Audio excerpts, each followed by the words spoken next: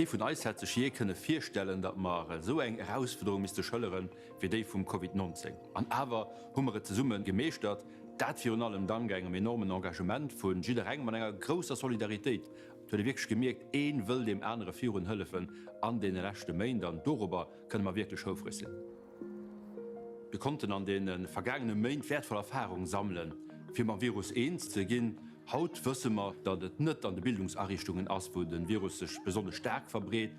Wir wissen, dass die jungen Männer davon betroffen sind und dass die Jungen noch wahrscheinlich Männer werden Virus gehen.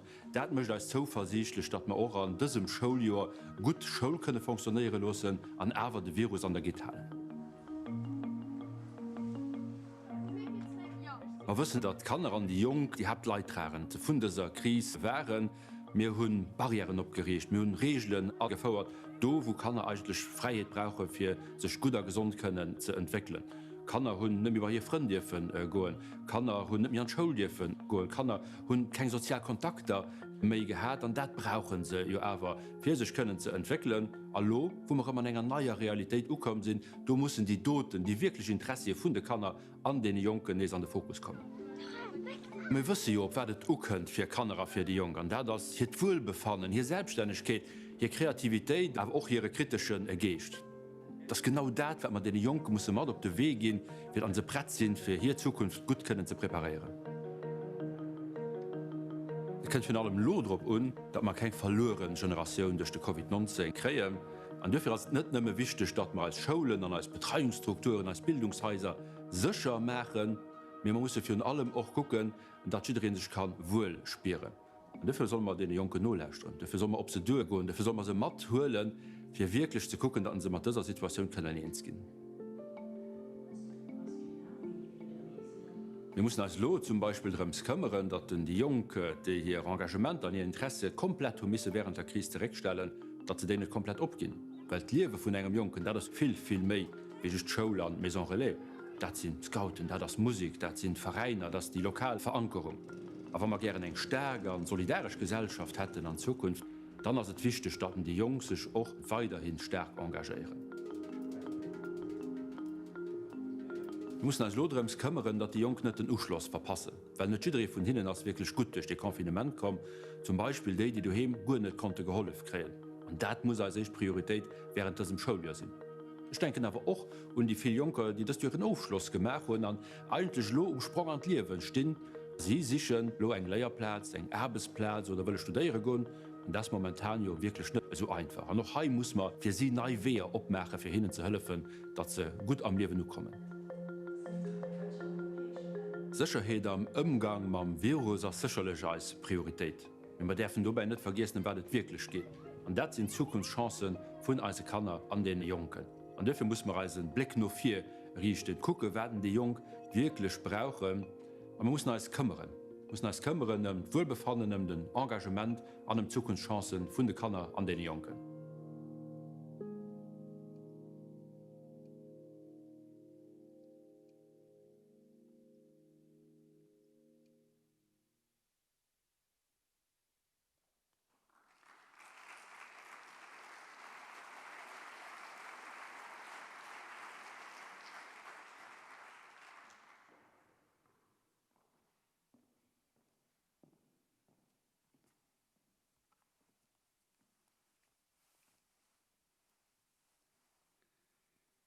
Die Damen und Herren, herzlich willkommen.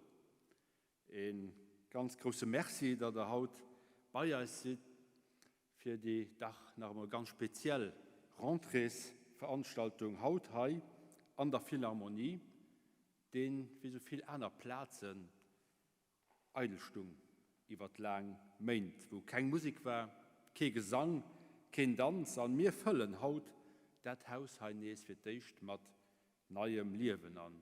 Über 300 Vertreter aus allen Bereichen von unserem Bildungswesen haben die Mütter hier von da ganz viel lauschen, als auch nach gucken als von daheim aus oder vom Büro gerade noch. Und wir alle Guten, wir haben ein gemeinsames Ziel, das Junker, das Kanner stark zu machen. An die letzten Monate durchstung das gesellschaftliche Leben ja quasi still. so still wie Hai still an diesem Saal war. Aber eigentlich haben wir aber eine Situation, wo wir merken, dass die gesellschaftliche Entwicklung durch die Corona-Krise im Jahren noch 4 katapultiert gouf. Weil wenn ihr genau hier guckt, da stellen wir fest, dass die Covid-19 die gesellschaftliche Entwicklung akzeleriert hat, gerade wie die technologische Entwicklung, gerade wie wirtschaftliche Veränderungen, die irgendwie schon am Raum stungen, mir aber lo werden geschehen. Und dafür sehen wir 2 große Defien, ob es durchkommen an der Education. An den ersten, das ist den Wohlbefinden von also Kinder an den Jungen, anderen auch nur der Corona-Krise, weil wir haben hinne ja eigentlich alles aufverlangt an den letzten Monaten und das ist der Moment für hinne ganz vieles zurückzugeben. An den zweiten Defi, das ist Schritthalten mit der gesellschaftlichen, mit der technologischen und mit der wirtschaftlichen Entwicklung. Und das ist ja das, was immer den Ursprung sind von all Bildungswesen. Und dann, wenn die Gesellschaft mich sehr dreht, muss die Schule Tempo halten. Wenn wir heilo nicht gut darauf aufpassen, dann haben Kinder und Jugendliche, aber gerade so jung Erwachsene, dann sind sie, die auf der Strecke bleiben. Und dafür müssen wir uns kümmern. Wir müssen uns kümmern um das Wohlbefinden von den Jungen. Wir müssen uns kümmern um ihre Zukunftschancen. Wir haben bei dieser Rentrée einen historischen Moment. Nicht nur, weil es nach einmal ein Covid-Rentrée ist. Aber ein historischer Moment, weil wir einen Groove zutippen, den zwischen der technologischen und der gesellschaftlichen Entwicklung auf der anderen Seite, an der Schule auf der anderen Seite entstanden. Also entstanden an den letzten Jahrzehnten eigentlich. Wieso vermitteln wir informatische Kenntnisse und Kompetenzen auf pur spezialisierten Klassen an unserem Bildungswesen. Das aber an einer Zeit, wo die Digital-Utien omnipräsent sind, wo wir es allen Tag nutzen, wo sie die Arbeitswelt werden in Zukunft dominieren und in naher Zukunft wahrscheinlich auch noch ein Jahr revolutionieren. Sie beeinflussen ganz stark, wie wir leben, wie wir kommunizieren, wie wir wohnen, wie wir als Freizeit verbringen, ja bis hin an die intimsten Sphären von unserem Privatleben. Sie beeinflussen auch, wie wir Politik machen, wie als Demokratie sich weiterentwickeln. Und wenn wir uns mal vorstellen, rund um künstliche Intelligenz, ja, da kommen wir schon schnell zur Frage, ob dann der Mensch oder die Maschine nach lang Meister ist. Aber dieser Rentrée werden wir das Coding am Cycle 4 an der Grundschule abfeiern. Das ist eine spielerische Manier, das ist eine altersgerechte Manier, das zum ganz großen Teil ohne Ekran, ohne Computer, wir vermitteln Grundprinzipien von den Algorithmen, so dass wir sie können verstehen, dass wir sie können verinnerlichen und dass wir darüber können drauf aufbauen. Das ist eine erste Phase, weil bei der nächsten Rentrée, der Rentrée 2021, werden wir den Notenprogramm an der ganzen Grundschule vom Cycle 2 aus anbieten und aber gleichzeitig am Sekundär, am Lycée ein Schulfach abfeiern über das Grundverständnis von der digitalen Welt.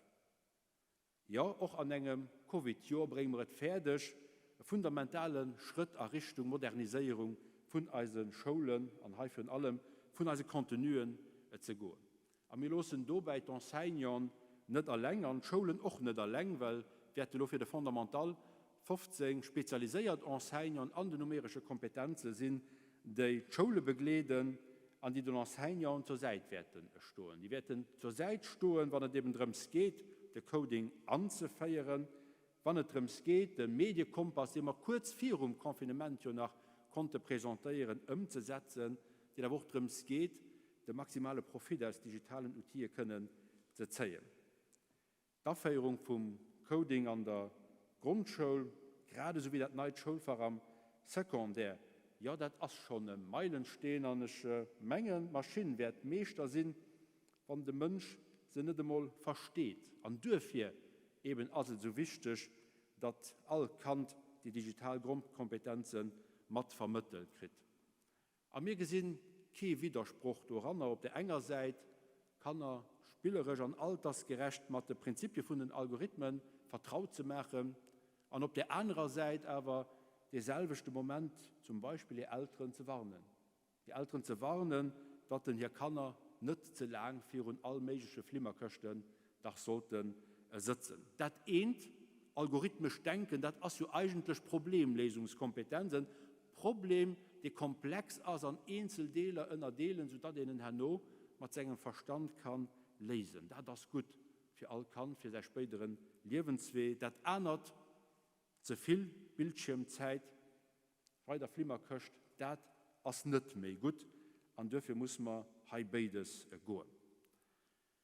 Ja, das Jahr 2020 ist definitiv zu Lützeburg das Jahr von der digitalen Bildung nicht nimmen, weil wir natürlich eine Kollektivformation continue während dem Konfinement gekriegt haben, aber ganz besonders auch, weil wir eine ganze Reihe von einzelnen Initiativen konnten holen.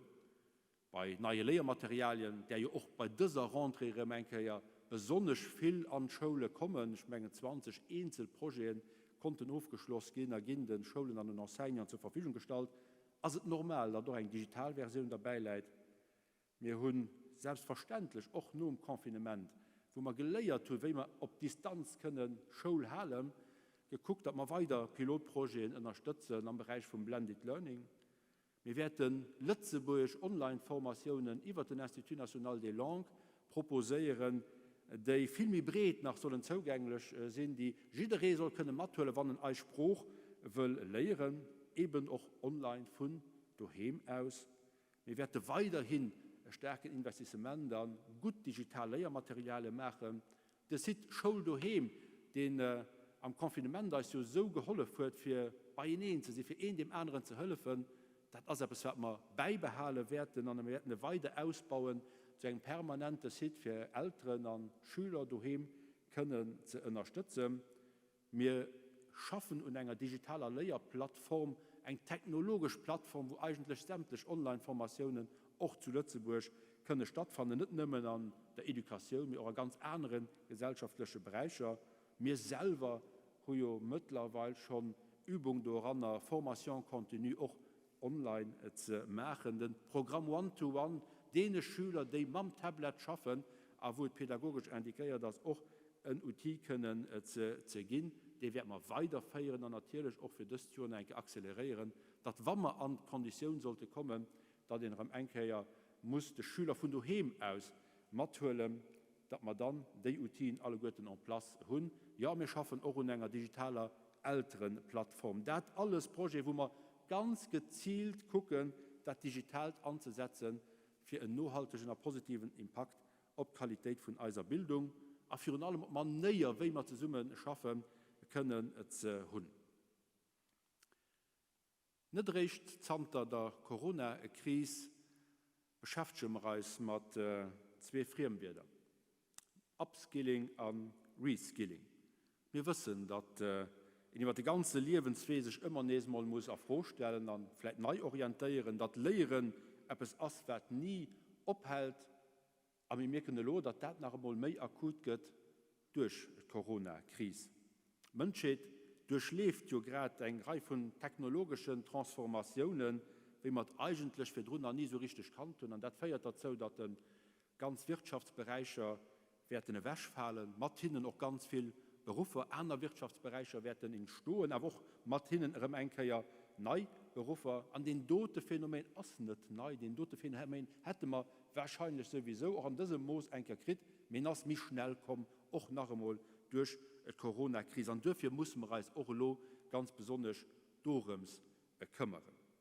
Den betroffenen Menschen gilt es, Perspektiven zu gehen. Man muss sie abfangen, auf der einen Seite und auf der anderen Seite aber auch fit machen, für eben dann an einem anderen Bereich können dienstvoll, wertvoll Arbeit zu leisten. Und dafür machen wir auch an diesem Schuljahr ganz besonders großen erfahrenen großen Investiment am Bereich vom Lifelong Learning an. Ein Beispiel dafür als Genre Université populär, den wir Belval werden opmachen, ein Formationszentrum für Erwursener, wo wir an den nächsten Wochen am Main schrittweise werden mit Aktivität füllen, Belval, das ganz einfach zu finden, dass der Traut Gebäi, wo man werden anzeigen, man werden 44 Klassensälen Formationsräume dort zur Verfügung stellen, 44 Säle, an der wisst gerade so gut wie ich, das ist schon ein kleines Lycée, und das ist etwas, wo man sowohl deutlich mehr Nobelleuten mit den Informationen können kommen, aber gleichzeitig auch noch viel mehr Informationen können anbieten, wie man das an den bestehenden Räumlichkeiten bislang konnten machen. Na, genutzt gehen sie von Akteuren aus der Erwursenbildung, dem Service de la Formation des Adultes, dem Institut National des Langues, dem Centre National de Formation Continue, an dem Institut de Formation de l'Éducation nationale, also auch den IFAN, wird für als ege Weiterbildung von unseren eigenen Agenten auch auf der Belval nicht plündern, aber durch eine Antenne abmachen. Parallel dazu muss man gucken, wie die technologischen Formationen dann wirklich können abgefangen gehen von uns. Wir haben dezidiert, und das Tripartit hat die Regierung mit, dezidiert, es gilt durch an Leben zu rufen, wo die Regierung, Gewerkschaften und Patronat sich genau der dort froh soll unholen, wo man müssen herausfinden, was für Sektoren zu Lützeburg ganz besonders vorsehen, wie Informationen, dass man vielleicht Männer brauchen, wie aber, dass man viel mehr brauchen, was also von Aktivität riskiert zu verschwinden, aber was man Horizont aber gesehen zu entstehen, für dass man wissen, wie man, wie in welcher Richtung können umschulen, dass man aber auch wissen, wie man an der Initialausbildung als mehr stark an einzelnen Domänen muss abstellen, wie man es haut bislang gemacht hat. Für allem muss man gucken, was für Mechanismen das man brauchen. Was für Mechanismen brauchen wir, dass alle Beschäftigten hier zu Lützeburg ja, sich permanent über seine gesamte Berufskarriere kann kontinuierlich weiterbilden, aber auch was für Mechanismen brauchen wir. Und ich denke, das muss ein anderer sein. Für denen zu helfen, die wirklich die Boden auf den Face riskieren zu verlieren, wo die Aktivität gerade am Gang ist, wäsch zu brechen, wie es für viele Leute momentan doch aber riskiert, aber wie man sie können ganz gezielt umschulen mit einer Formation, die wirklich quasi einer zweiten Initialausbildung dann auch gleich kennt. Der Lifelong Learning wird auf die politische Agenda von diesem Jahr kommen, und zwar ganz oben, und das ist auch gut so. Da, wo wir uns auch ganz schnell müssen kümmern, das sind Sorgen von den jungen Diplomierten. Sie haben es gepackt, am letzten Schuljahr ein Diplom zu kriegen, in nach ganz komplexe Bedingungen, in der Corona-Bedingungen, eben mit großen Unsicherheiten. Also kommen wir mit dem Diplom ganz tags auf den Arbeitsmarkt den Bruch leid, den ich will wissen von Ihnen. Immer auf wirtschaftlich schwierige Situationen sind es die Jungen, die am schwierigsten haben im Arbeitsmarkt, weil sie nicht protegiert sind, weil sie nach gut nirgends einen Fuß an der Tür haben, an die da bannen sind, natürlich von anderen Protektionen können profitieren. Und dafür muss das auch als echt sein, wie können wir Jungen helfen, fit zu gehen, für auf dem komplexen Arbeitsmarkt aber heranzukommen. Ich bin froh, dass wir gesehen haben, dass eine Reihe von Mesuren, die wir schon über den Sommer geholt haben, dass die greifen. Ich bin froh, dass wir über die Primen, die wir den Patron ausbezahlen, wann sie dann auch an diesen schwierigen Konditionen, wo sie an ihren Betrieben sicherlich auch andere Prioritäten haben, aber Lehrplätze schaffen, dass das gegrafft wird, und dass man zwischen der Offer an der Demand für Lehrplätze doch schon ganz nah bei ihnen haben. Und ich bin ganz optimistisch, dass wir das in den nächsten Wochen nach komplett werden können, geschlossen kriegen. Ich bin aber auch froh, dass wir viele Schulen hatten. Und auch an der Berufsausbildung wir direkt aktiv werden und gesagt, wenn nicht Logiderin einen Lehrplatz beim Patron findet, dann müssen wir die Responsabilität überholen als Schulen, aber wir müssen auch Formationsplan anbieten, für das den mit seiner 5 Jahren an der Tasche an Formation professionell will gehen, dass den auch die Chance dazu kriegt. Und ich meine, dass wir es zusammen haben. Der Staat mit seinen Akteuren und die Ökonomie mit ihren Akteuren in der Hand tun, für das, wenn eine Reprise da ist, eine wirtschaftliche Reprise da ist, dass wir dann nicht ja direkt am Personalmangel sind, aber dass wir dann auf gut ausgebildete Leute können zurückgreifen. Und dafür muss man auch gerade mitten an der Krise den doten Erfolg zusammen machen. Wir haben einen anderen Spezialprogramm entwickelt über den Sommer, den an den nächsten Wochen wird unter Start können gehen, an den heißt Diplom Plus.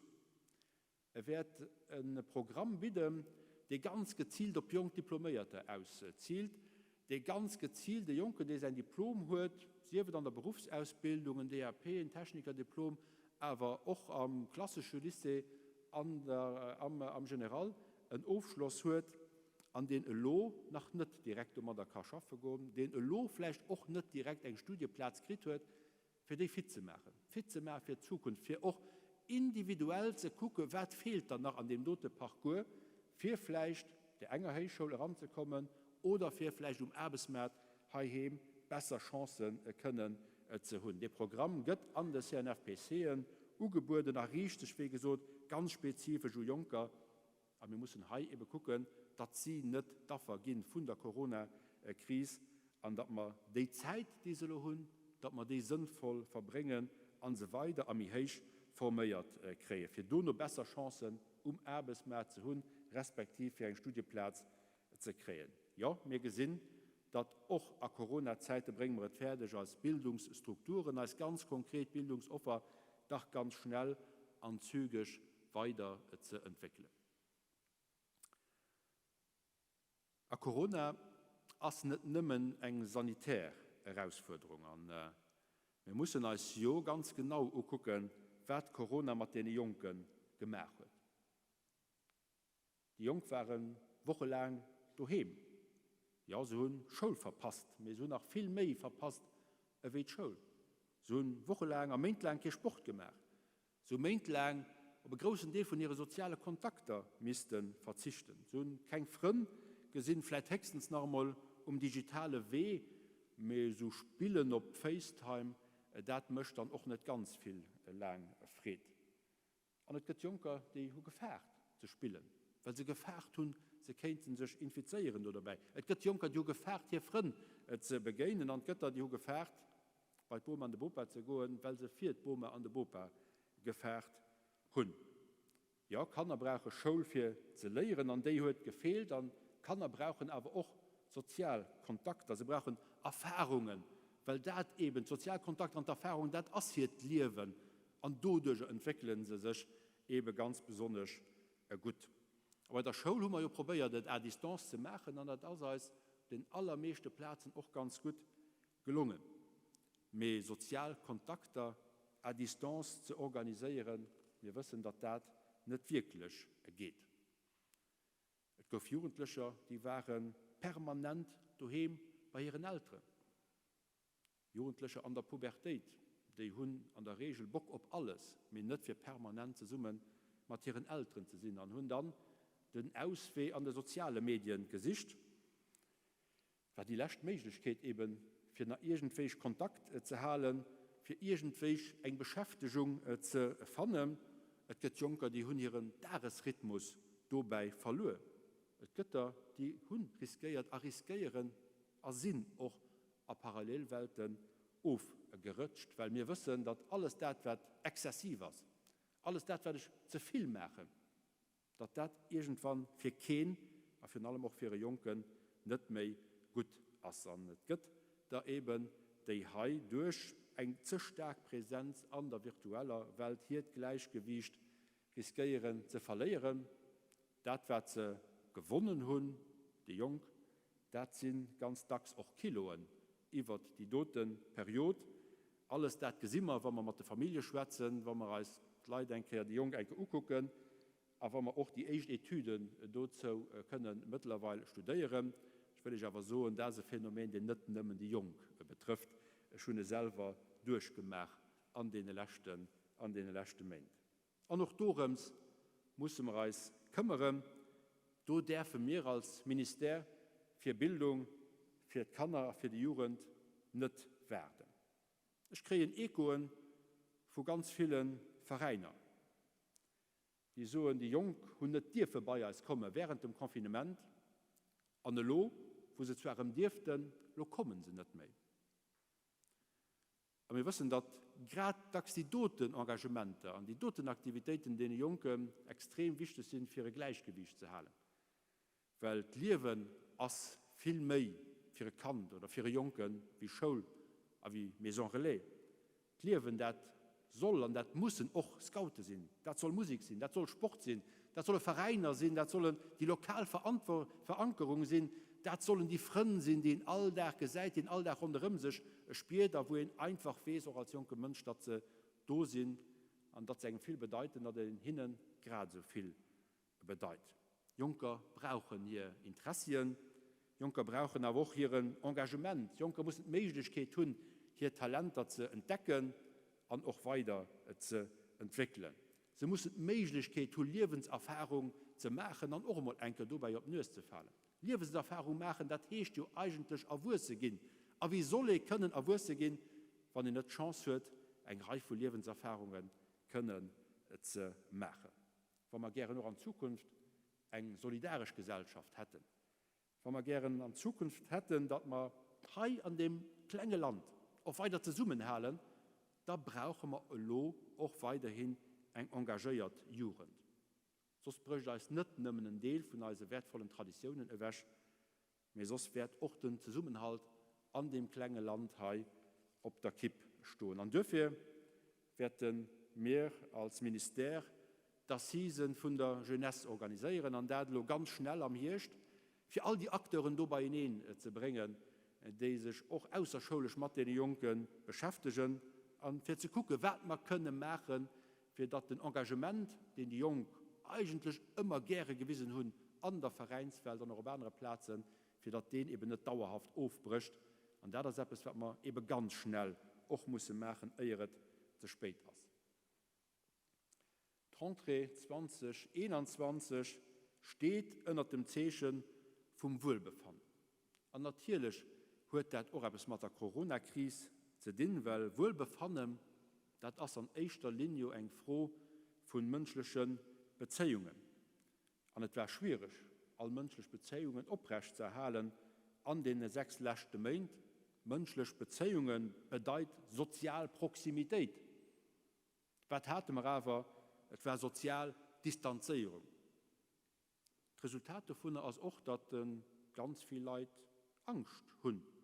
Ich habe Telefon gekriegt, ich habe Mail gekriegt von Jungen über die letzten 6 Monate, wo ihn die Angst heraushören hat, wo ihn die Angst herausgelesen hat. An einem Maß, wie das noch nie der Fall war, auch wenn es nicht immer rational war, das, was den hören hat, aber den gelesen hat, hat den Dach ganz klar gespürt, wie real die Angst auf der anderen Seite war. Schon gestern noch mal einer Mama geschwärzt von einem 13-jährigen Mädchen, die mir gesagt hat, dass hier kann quasi auch über Zimmervakanz nicht rausgegangen ist, weil das Mädchen Angst hat, sich zu infizieren, weil das Mädchen Angst hat, den Virus mit heim zu bringen, weil es auch die Regeln, die wir uns selber ja gesagt haben, an die richtigen sind, so verinnerlicht haben, dass sie doch aber auf einmal auf die Spitze treiben. Und das ist ein Verhalten. Noch die Regeln, die wir haben, also Verhalten, was nicht unbedingt bei das normale Verhalten von den Jungen passt. Die Jungen wollen ja ganz besonders alltag neue Freunde haben an ihren Freundeskreis permanent erweitern. Wir Erwachsene haben ja echt einen überschaubaren, einen stabilen sozialen Umfeld bei den Jungen, aber bei den Kindern ist das eigentlich ganz anders. Also wären aber total blockiert über die letzten Monate für auf eine ganz natürliche Manier hier das soziale Umfeld können zu erweitern. Wir haben dafür für das Schuljahr 2021 einen breiten Pack von Mesuren für das Wohlbefinden von den Jungen abgelöst. Denn CEPAS für allem enkadriert eine ganze Reihe von Präventionsprojekten, erstellte Schulen, ein Wort AUT zur Verfügung, dazu ganz unterschiedlichen Themen, von der Prävention vom Suizid bis über positiv Schulklima, Drogenprävention, Gewaltprävention, Psyche wie Sexualität, mental Gesundheit, aber auch die Nutzung von den sozialen Medien stehen da am Vordergrund. Wir müssen uns alle Guten bewusst sein, dat Mission vun all Bildungseinrichtungen et ass net nëmmen Vermittlung vun Wissen nach vu Kompetenzen sicherzustellen, mir dat et als alle Gute soll Herzlein eng ganzheitliche Entwicklung vum Jungen zu unterstützen. Die Jungen dabei zu unterstützen, Selbstvertrauen aufzubauen, die Jungen dabei zu unterstützen, sich selber und noch all die anderen zu respektieren. Das geht nimmen, wenn wir Junker stärken, das geht nimmen, wenn wir präventiv schaffen, und das geht nimmen, wenn wir permanent dann auch abhalten, für zu wissen, wie es dem Jungen da gerade geht. Man muss gesehen, dass der Junge, der für uns steht, nicht nur ein Schüler ist, sondern ein junger Mensch ist. Ein junger Mensch mit seinen Hoffnungen, aber auch mit seinen Ängsten. Und man muss wissen, dass man nicht mal auf Eis könnt, dass wir uns hier kümmern, in einer ganz präzisen Lebenssituation, dass man nicht auf irgendein Präventionsprogramm werden und ob irgendein, den dafür zuständig ist, an einer Schule, an der Bildungseinrichtung, an der Betreuungsstruktur, für den umzusetzen, wie das im Moment der Gott wird, ob es direkt könnt, aber wo vor allem ob Menschlichkeit könnt, die an der präziser Situation dann auch gebraucht wird. Es gibt all Jahres immer nächst Junker, die gesund sind, dacks die besten Perspektiven für das Leben haben, mit die aber gerade das abgehen, nämlich das Leben. Das lässt uns all Chaos, voller Verzweiflung, Ohnmacht, Roserei zurück. Es sind das, muss ich sagen, die bittersten Momente, die ich in den letzten Jahren immer nächst erlebt habe. Wenn ich die Message kriege, für junge Menschen von 16, 17, 18 Jahren seinem eigenen Leben ein Ende gesetzt hat. Momente, an denen mir 3 Bilder durch den Kopf gehen. Ich gesehen mich selber dann am Alter von 16, 17, 18 Jahren. Ich gesehen meine Kinder, wie sie heute sind. Und ich gesehen ein Bild von den betroffenen Eltern, für immer, ob schon ich sie ja nicht kenne. Wo das die letzte Kehr der Fall war, habe ich die Message über die SMS gekriegt, und ich so gerade am Regierungsrat an den Handy erstmal vor Schreck auf den Boden gefallen, an Kollegen geguckt, was geschieht ist, gefragt, was geschieht ist, und ich habe ihnen die Nouvelle mitgegeben, und ja, ich bin so sprachlos da für den Moment, weil einem einfach wieder fehlen dabei, weil der Schritt so gewaltig, also so definitiv an denen, die übrig bleiben, so die Sinn schenkt, dass ich nicht am liebsten gar nicht vorholen. Das zu verstehen, dass es wieder manchmal da fehlen, an aber als es falsch, nicht darüber zu schwätzen. Das ist falsch, einfach weiterzugehen, das ist falsch, einfach weiter zu machen. Wir müssen über den Suizid von Jungen schwätzen, aber wir müssen aus dem dritten Thema unhöhlen, weil auch an all unsere Bildungsstrukturen haben wir eine Matresponsabilität für dort zu prävenieren. Für allem, an dem wir also bei fundamentaler Mission besinnen, Junker stark zu machen, Junker zu starken Erwachsenen Rufwürsten zu losen, an der dabei zu begleiten, an immer nächst dort zu sein, wenn sie auf dem Weg doch einfach mal eine Schwierigkeit begegnen. Weil dann verhindern wir am besten das, was die sogenannten Risikoverhalten sind, die Wissenschaft uns sieht, wie ein Junge sich verhält, ehe er ein Tentativ des Suizid möchte. Da verhindern wir Gewalt, da verhindern wir Exzehen von Alkohol und von Drogen, da verhindern wir die schwierig zwischenmenschlichen Relationen, da verhindern wir den anderen Gesundheitsprobleme an den Echec scolaire und auch die niedrige Lebenszufriedenheit. Weil sind das die Indikatoren, auf die wir müssen aufpassen, Risikofaktoren für einen eventuellen Suizid bei Jungen. Es geht also darum, die Jungen zu stärken. Und dann haben wir, denken, einen großen Teil von den toten Phänomenen direkt mit evitiert. Und es geht darum, aber auch die toten Risikofaktoren frühzeitig zu erkennen. se woer ze holen an ze agieren. Und ich meine, dass man dafür mehr stark müssen abklären über das Phänomen, wie man das bislang gemacht haben, und dass wir ihn auch auf die Agenda setzen von der Formation, von der Weiterbildungen, für jeden DUT noch in die Hand zu gehen, wen in so einem Fall richtig kann reagieren. Und noch dafür haben wir den Bien-être von den Jungen bei dieser Rentrée an den Zentrum von unseren Überlegungen gestellt. Es gibt Schüler, die fühlen sich nicht wohl an der Schule, vor allem, weil sie sich nicht wohl an ihrer Haut spüren.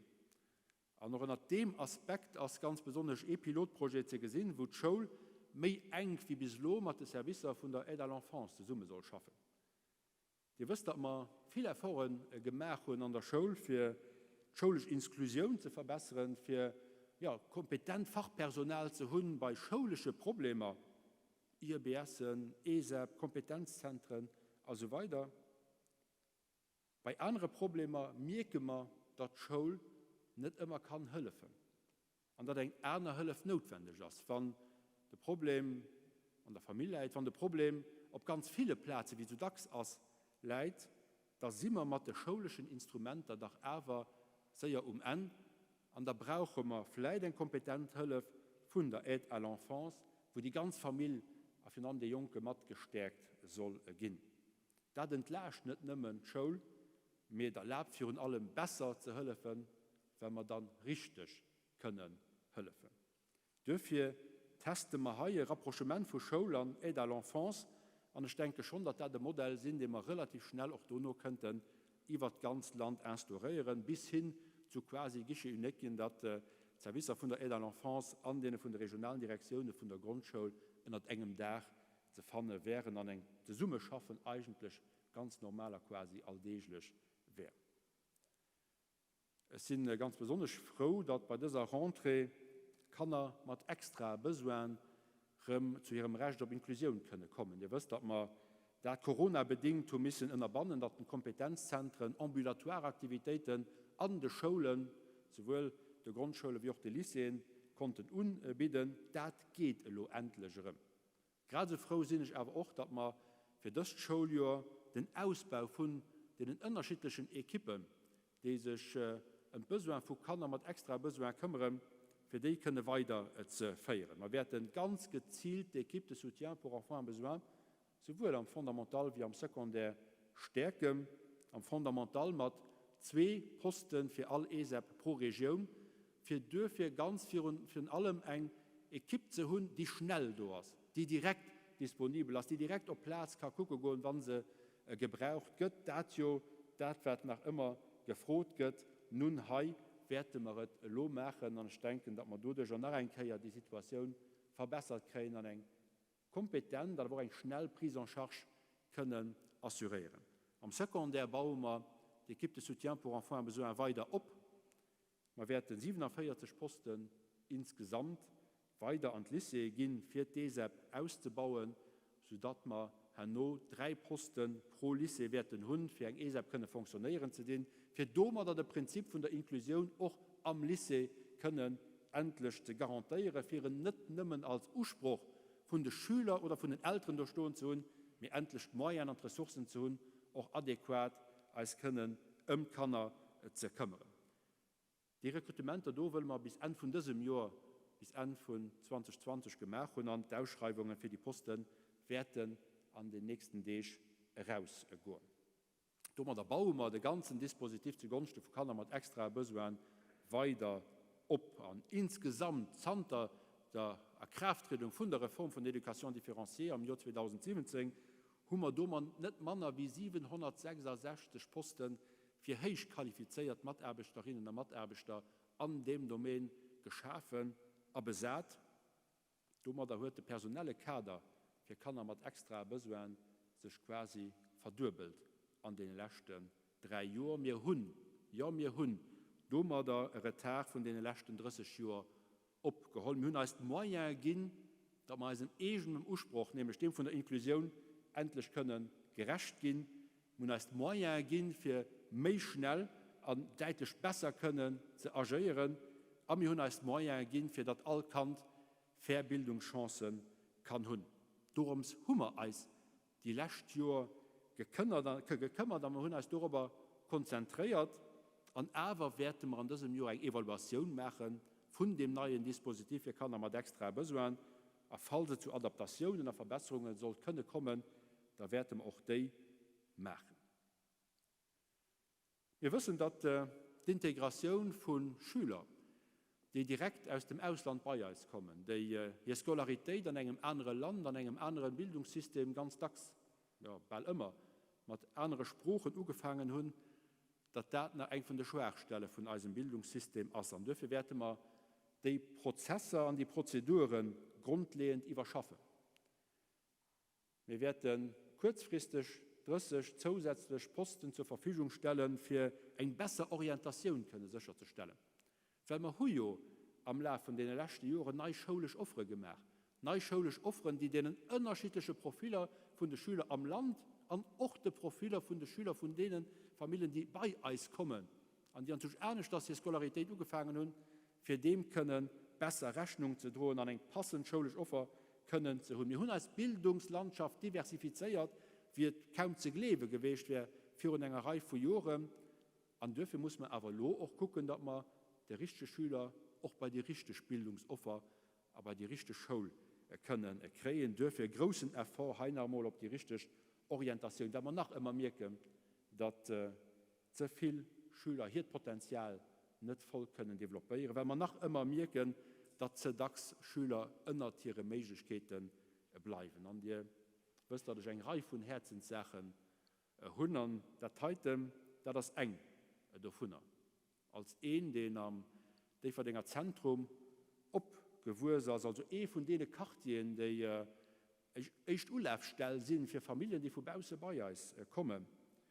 Den Kartier, den als ein Mensch für und allem, den ich Zantabel 5 Jahrzehnten nach einfach Angst wie wir tun, ja, sind ein Teil, nach immer Haut von dem Kartier, da gesinn ich haut noch immer all da, dass nicht alles richtig schläft, für nicht zu so, dass also Munnisches falsch schläft. Die Hoffnung, mit der Familie bei uns kommen, für sich und auch für ihre Kinder, dass es nämlich ein besseres Leben für sie soll gehen,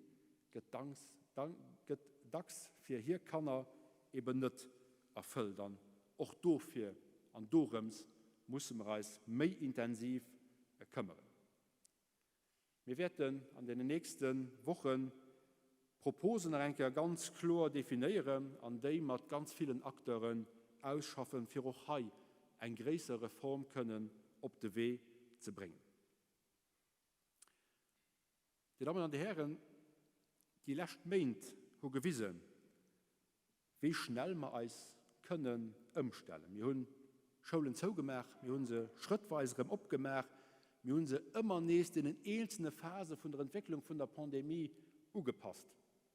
Und ich will dafür für allem ihr alle Guten eine große Merci sagen für Ihren Engagement, für Ihre Disponibilität, für Ihre Innovation, für die Lesungen, die um den Terrain Mathe leiden, hat in ganz spezifischen, schwierigen Bedingungen ganz schnell immer nächst gefunden wurde. Merci und Schulen, merci und Direktionen, merci und die Eltern, merci und Enseignants, merci und Gemengen, merci und Service am Ministerien, merci und jederin, den auf seiner Platz selber Verantwortung mitgedrohen hat, für das wir zusammen gut durch die Krise kommen sind. Wenn es so wir als schnell müssen umstellen, dann haben wir auch doch schnell fertig gebracht, auf ganz neue Herausforderungen Antworten zu finden. Nach kurzer Zeit haben wir eine Sommerschule aufgebaut und lanciert, von der 6.000 Schülerinnen und Schüler fundamental und am Sekundär das Jahr schon konnten profitieren. Wir haben ein Rattrapagesystem durch, wo wir auch im ersten Trimester von diesem neuen Schuljahr den Schüler, die nicht so gut durch das Konfinement gekommen sind, können Chance geben, die Retard an den, ja, die Lakunen abzuholen, die sie sicherlich nicht zu verantworten hatten. Wir haben ein Programm Diplom Plus ausgeschafft, da werden wir lancieren. Und alles das sind eigentlich Punkte, die schon immer gut bei uns gepasst hätten. Und ich denke, dass auch, wenn wir schon lange nicht mehr vom Covid-19 schwätzen, wir eine Sommerschule werden haben, ich denke, dass wir mehr starken Engagement am Rattrapage werden haben, Und ich denke, dass auch Programme wie Diplom Plus werden hun, die dote Sachen immer schnell lanciert an der akuter Situation, mit sie fest davon überzeugt, dass sie Bestand werden hun anhalen. An der Lo können wir weisen, dass wir auch ganz schnell auf Besuchen von den Jungen können reagieren. Wir wissen, dass wir alles müssen durchsetzen, dass mit dem Virus just minimal Platz an den Schulen und an den Strukturen von der Betreuung losen, für eben auf der anderen Seite maximal Bildungschancen zu garantieren. Der Virus wird wird von allem noch ganz stark beschäftigen und auch mal punktuell nach einmal richtig herausfordern, ehe uns vielleicht ein Matro lässt. Wir dürfen dabei die Jungen nicht vergessen, weil die Jungen ganz besonders stark an dieser Krise gelitten haben. Sie haben auf enorm viel müssen verzichten. Und das heißt, die Jungen waren von allem auch solidarisch mit der gesamten Population, mit den vulnerablen Menschen. Sie haben verzichtet, für dass der Virus nicht bei einer Leid kommt und dir klappen. Und lo also du Eis, für als Sie zu kümmern, lo also du Eis, für hinten ein Stück von dem, was sie ausgehen haben, zurückzugehen. So eine Schmerzen.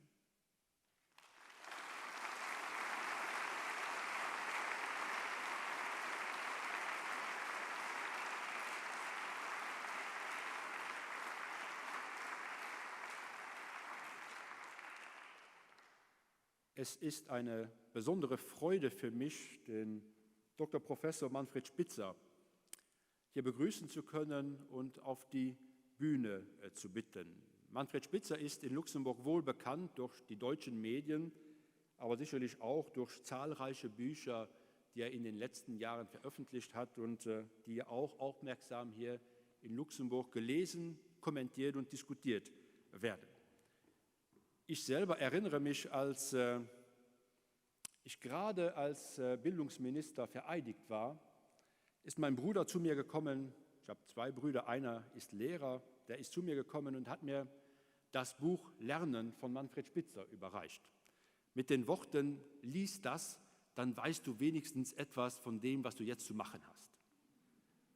Ich habe es dann auch gelesen, es liest sich gut, das kann ich noch immer empfehlen und es hat mir sicherlich auch die eine oder andere Inspiration mit auf den Weg gegeben. Dr. Professor Manfred Spitzer ist aber auch bekannt für manchen kritischen Blick auf Sachverhalte, für eine klare Aussprache und ich denke, das brauchen wir auch. Das brauchen wir gerade jetzt, denn wir müssen viele Facetten der Corona-Krise beleuchten und da geht es sicherlich nicht nur darum, die sanitären und medizinischen Aspekte zu beherrschen und die einzuhalten, sondern es geht vor allem auch darum, den Menschen in den Mittelpunkt unserer Überlegungen zu setzen. Und in dieser Frage ist Manfred Spitzer sicherlich ein Experte mit präziser Meinung. Und wir sind alle sehr gespannt und freuen uns sehr herzlich auf Ihren Vortrag. Dr. Spitzer.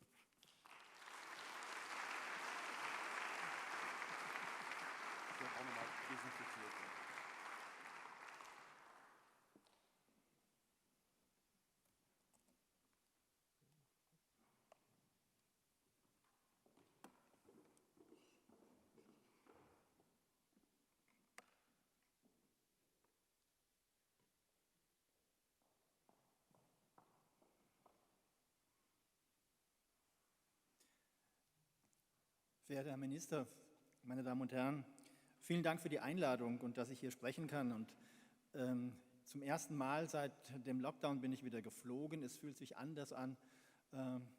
Ich spreche jetzt ohne Gesichtsmaske, aber ich komme gerade von einer kleinen Insel, vorgelagert einer größeren Insel, vorgelagert dem Bundesland, wo wirklich gar nichts los ist im Hinblick auf Corona. Also ich bin ziemlich lange in Quarantäne gewesen, weil ich da Urlaub gemacht habe und insofern müssen Sie vor mir nichts fürchten, dass ich hier was übertragen würde. Aber was ich machen möchte, ist vielleicht noch ein paar Anmerkungen.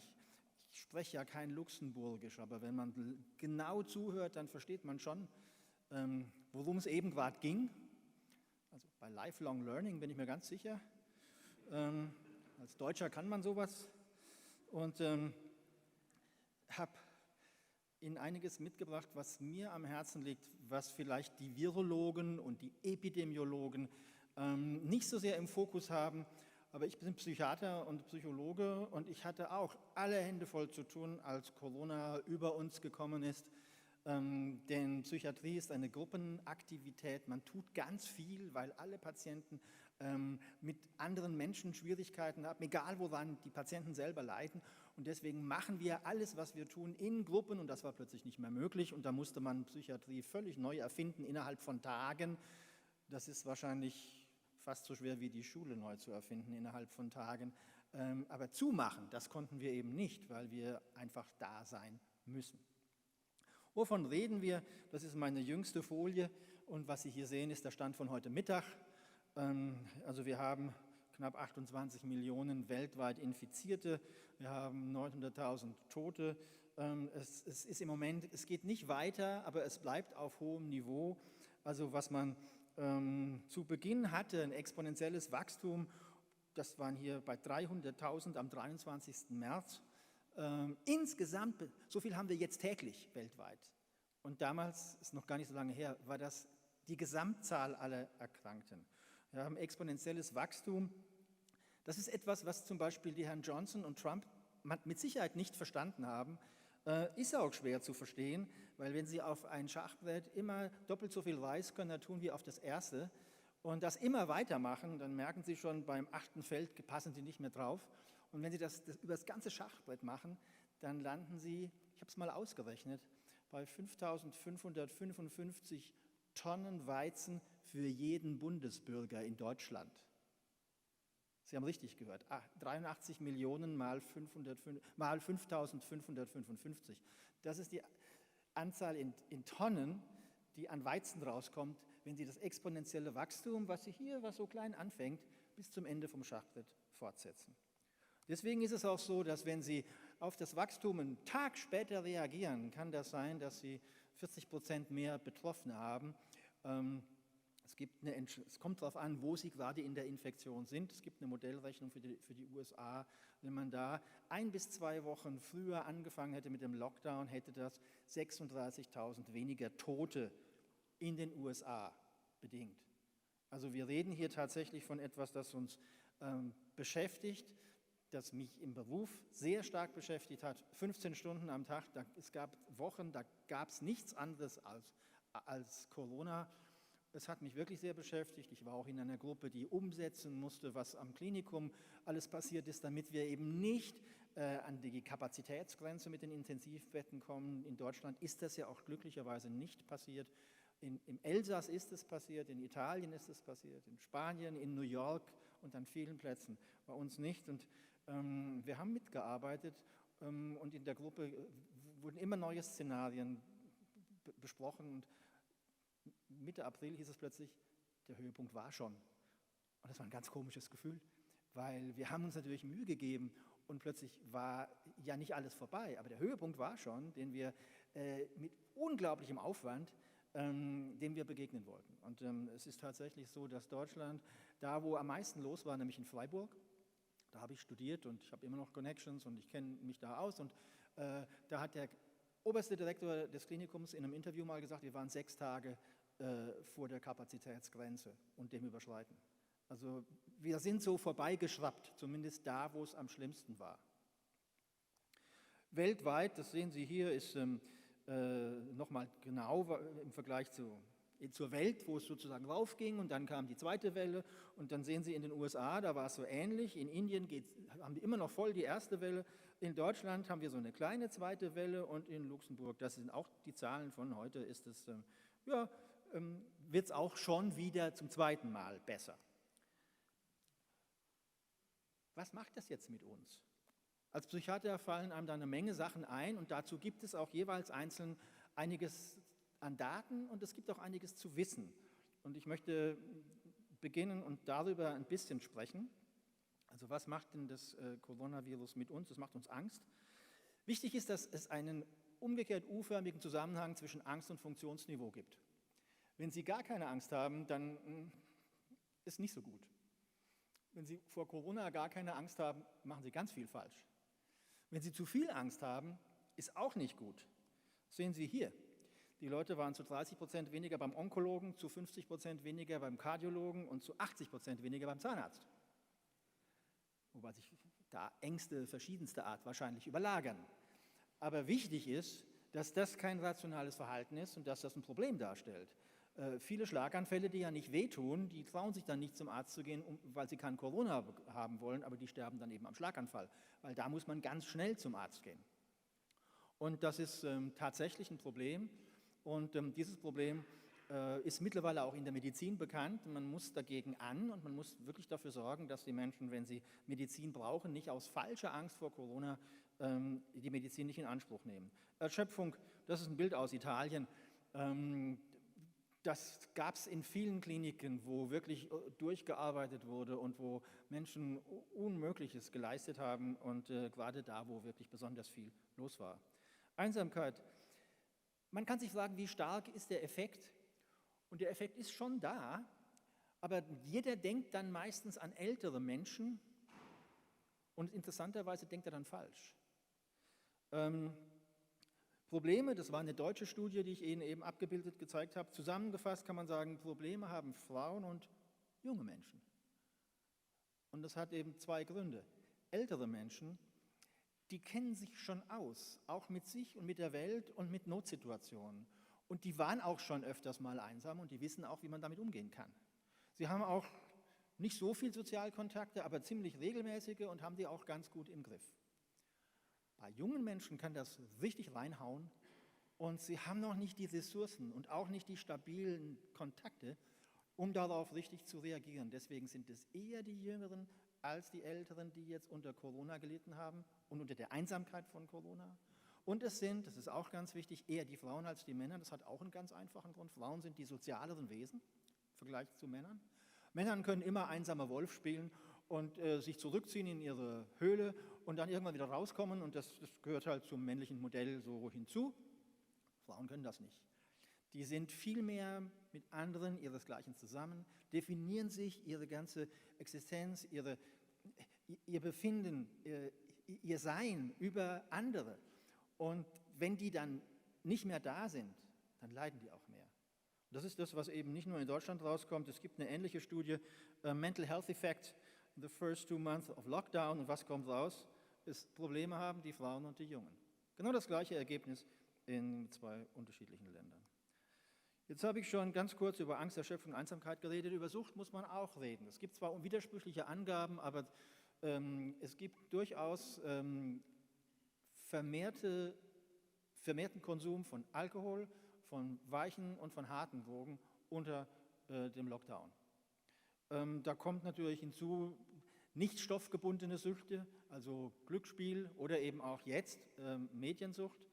Und damit das klar wird, habe ich dazu eben auch die neueste Studie aus Deutschland, die Daten sind etwa 6 Wochen alt, hat man einfach mal geschaut, bei Leuten, die man zufällig schon im Herbst 2019 interviewt hatte, das war natürlich ein Pfund, mit dem man dann jetzt wuchern konnte, man hat die einfach im April, zweite Hälfte, also zum Höhepunkt der Corona-Krise in Deutschland, nochmal befragt. Und da kam das raus. An Schultagen hat das sind jetzt Daten von 10- bis 17-Jährigen, hat der Medienkonsum und das einmal, man hat vor allem, um das mal zu spezifizieren und nicht so diffus zu fragen, hat man gesagt, wie viele Spiele und Computerspiele, und das kann auf dem Handy sein, auf dem Computer, auf der Playstation, wo auch immer. Einfach alles zusammengenommen und wie viel Social Online Media, also Facebook, Instagram, WhatsApp und so weiter, Snapchat. Und das sind die beiden Hauptbeschäftigungsdinge, die junge Menschen mit Medien machen. Die Spiele eher die Jungs, die Social Media eher die Mädchen, weil die Jungs eher ballern und die Mädchen eher, wie ich gerade schon gesagt habe, sozial unterwegs sind, aber beides zusammen. Man kann es deswegen auch einfach addieren. Vor Corona waren das 200 Minuten, das sind immerhin 3 Stunden 20, und nach Corona waren es 350 Minuten, das sind 5 Stunden 30. An Schultagen. An Wochenenden waren es 5 Stunden 20 vor Corona und schon über 7 Stunden nach Corona. 7 Stunden. Da ist Netflix noch nicht dabei, also alles, was Fernsehen auch nicht, sowieso. Und manche andere Aktivität auch nicht. Und das ist, glaube ich, schon bemerkenswert. Und Herr Minister hat es gesagt, alles in Maßen ist vernünftig, aber man kann davon ausgehen, dass 5 Stunden an Schultagen und 7 Stunden an Wochentagen und in den Ferien einfach zu viel sind. Und das hat eine Menge bewirkt. Also ich habe eine E-Mail bekommen von einer Lehrerin, die gesagt hat, ich habe meine Klasse nach 7 Wochen wieder gesehen, die haben alle 10 bis 20 Kilo zugenommen. Dazu gibt es mittlerweile auch Untersuchungen, ja, das Körpergewicht hat unter Corona zugenommen, vor allem bei jungen Menschen, die dann eben vor allem sitzend sich so die Zeit vertrieben haben. Jetzt kann man sich fragen, warum ist das so? Ein Witz der Studie war, es wurden nicht nur etwa 800 10- bis 17-Jährige gefragt, sondern jeweils auch ein Elternteil von ihnen. Und es kommt heraus, dass man die Kinder gefragt hat. Nehmen wir bei den Eltern hat der Medienkonsum auch zugenommen, aber nur so eine Stunde, also nicht 2 bis 3 Stunden. Man hat dann die Kinder gefragt, warum habt ihr das gemacht? 90% der Kinder haben gesagt, aus Langeweile. 75% der Eltern haben auch gesagt, aus Langeweile. Da sitzen also die Schüler und die Eltern zu Hause vor ihrem PC und spielen Spiele oder sind in Instagram oder Snapchat oder in Facebook, jeder für sich. Das muss man sich mal klar machen, was das eigentlich heißt, denn wir wissen, dass Computerspiele nicht glücklich machen, kurzfristig ja, langfristig nicht und auch soziale Medien langfristig depressiv machen. Das ist alles durch, die Daten brauche ich Ihnen nicht zu zeigen, die kann man überall nachlesen. Also wie kann es sein, dass hier in einem Land von vernünftigen Menschen, Deutschland gilt ja als Dichter und Denker und was auch immer, dass da jeder in einer Familie, jeder für sich Langeweile hat und dann jeder für sich ein amerikanisches Unternehmen reich macht, indem es Zeitvertreib einkauft und seine Zeit monetarisieren lässt. Und das nicht ein paar Minuten, nein, mehrere Stunden pro Tag. Das gibt mir zu denken. Vielleicht noch ganz kurz, Langeweile, gibt es eine Menge Wissenschaft dazu in den letzten 5 Jahren, hat eine Funktion. Wofür gibt es die? Ähnlich wie Schmerzen. Schmerzen sind ja auch nicht da, um uns zu ärgern, sondern dazu da, um uns zu zeigen, da stimmt irgendwas nicht. Und entsprechend ändern wir unser Verhalten, Schonhaltung, wir gehen zum Arzt oder wir tun was, damit es aufhört. Bei Langeweile genauso. Wir mögen das nicht. Langeweile mag niemand. Man will da weg. Papa, mir ist langweilig. Kennt jeder. Und weil der Höhepunkt von Langeweile ist so bei 15-Jährigen. Weiß auch jeder. Das nimmt dann wieder ab. Mit 80 nimmt es wieder etwas zu. Aber erst recht spät. Und also man weiß das alles. Und man weiß eine Menge darüber mittlerweile. Aber was ist denn die Funktion? Nun, die Schmerzen haben also die Funktion, uns mitzuteilen, passt da auf, da stimmt was nicht. Langeweile weist auf ein Existenzproblem hin. Wir haben gerade nicht das gescheite Ziel. Wir sind entweder unterfordert und es ist total langweilig oder überfordert und es ist genauso total langweilig. Die Passung stimmt nicht zwischen dem, was wir gerade machen und dem, was wir eigentlich machen wollen. Wir werden unruhig, erleben das als unangenehm und wollen ein neues Ziel. Wir wünschen uns, was zu wünschen, was Neues. Tolstoi hat das ausgedrückt. Es gibt eine Menge interessanter Sprüche, was Langeweile ist und manche treffen den Nagel ziemlich auf den Kopf, wenn man sich die heutige Forschung anguckt. Langeweile macht uns, und das ist der Witz, kreativ. Wir finden was Neues. Deswegen sage ich zu meiner 11-jährigen Tochter, wenn die sagt, Papa, mir ist langweilig, ja klasse, dann hast du endlich mal Zeit, dir zu überlegen, was du mit deiner Zeit anfangen kannst. Und dann, du kannst es auch gleich machen, denn du hast ja Zeit offensichtlich. Wenn Sie das ausprobieren, müssen Sie sich gefasst machen, Papa, nimm mich ernst. Und dann sagt, du, ich nehme dich so ernst, denn das sagt die neueste Wissenschaft, genau das, so geht es dir jetzt gerade. Das Schlimmste, was Sie machen können, wenn es Ihnen langweilig ist sich die Zeit zu vertreiben. Das ist etwa so, wie wenn Sie Durst haben und trinken Meerwasser. Dann trinken Sie zwar gerade was, aber es macht es noch schlimmer, weil Sie mehr Salz aufnehmen und eigentlich Wasser brauchen und Durst haben, weil Sie zu viel Salz im Körper haben und das loswerden wollen.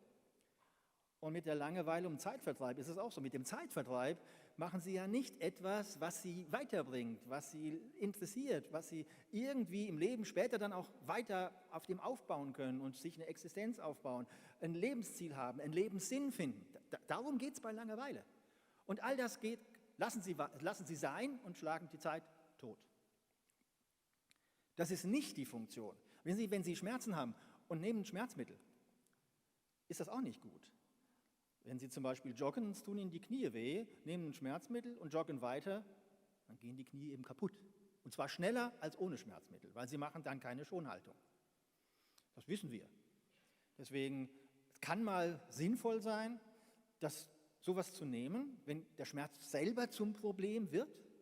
Und es kann auch mal sinnvoll sein, Langeweile durch Zeitvertreib zu bekämpfen, wenn die Langeweile dauernd ein Problem ist und man einfach gerade nichts findet oder einfach gerade nichts finden kann, weil man von außen gehindert wird. Auch das gibt's. Dann kann das mal ein Segen sein, wenn der Bub auf der Leukämiestation liegt und gerade sein Immunsystem völlig platt ist und deswegen muss er im Zelt sein und hat keinen Kontakt und muss 6 Wochen durchhalten. Wie gut, dass es Computerspiele gibt. Das Argument habe ich x-mal gehört, Herr Spitzer. Finden Sie nicht Computerspiele auch manchmal gut? Ja, manchmal sind sie gut. Das mag ein Fall sein. Aber man kann immer irgendeinen Fall konstruieren. Wenn Sie auf einer einsamen Insel gestrandet sind und Sie sind gerade am Verdursten und es kommt einfach kein Schiff vorbei, das Sie holt und Sie verdursten gerade so und dann schwimmt eine Kiste Cola vorbei. Und Sie angeln die und überleben noch eine Woche und in der Woche findet Sie ein Schiff. Daraus folgt nicht, dass Cola gesund ist oder lebensverlängernd. Es gibt nur eine Geschichte, die man sich ausdenken kann, wo das mal der Fall ist. Ja. Ich sage das ganz dezidiert, weil es ist wichtig, hier die Dinge wirklich klar zu sehen. Ja, nicht nur macht was Corona mit uns, ja, sondern wir machen was damit. Abstand halten. Wenn es nicht klappt, das sehen Sie hier, das ist Indien, hat die Leute nach Hause geschickt, 80% der Arbeiter sind halt nur Gelegenheitsarbeiter. Wenn 80% der indischen Arbeiter, das sind dann mehrere 100 Millionen, gleichzeitig nach Hause fahren wollen, weil sie nichts mehr zu tun haben in den Großstädten, dann sieht das so aus.